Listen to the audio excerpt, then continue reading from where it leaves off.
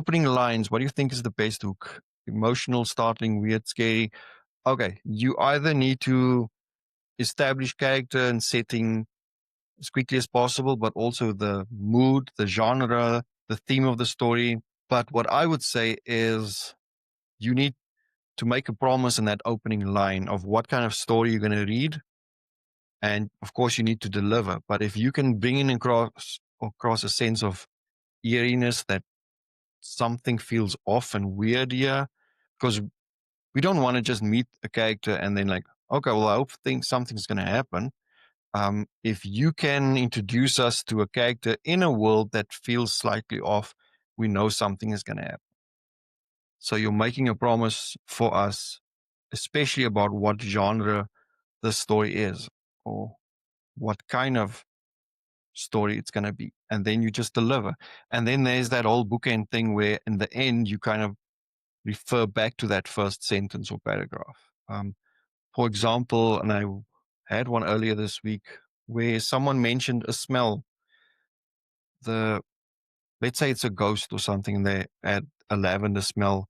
And at the end of the story, when they thought the day was saved, the smell came back or whatever. It's not the best example I can think of now, but yes, something like that. I used to do the same thing. Public speaking class in college was a mess.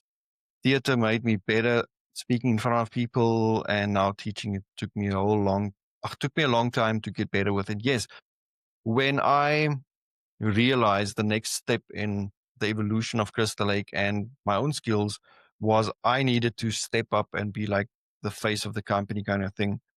So I need to get over my issue of public speaking. And I've done public speaking as a teacher. I mean, classes didn't bother me, like 40 kids, whatever.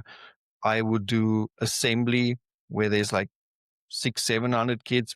That was bad. Like I really struggled. I'd be sweating and all kinds of stuff, but I still did it. What helped me was 2 years ago, May, March, whatever, I did a workshop and I did over 60 Zoom sessions. So I had like 2 or 3 meetings every day, one-on-one.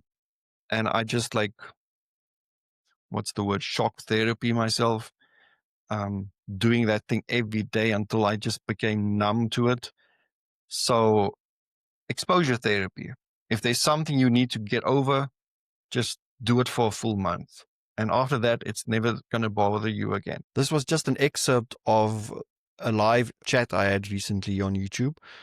Click the link above for the entire episode, and be sure to check out for more of my live events where you can ask me all kinds of questions, reading or writing related.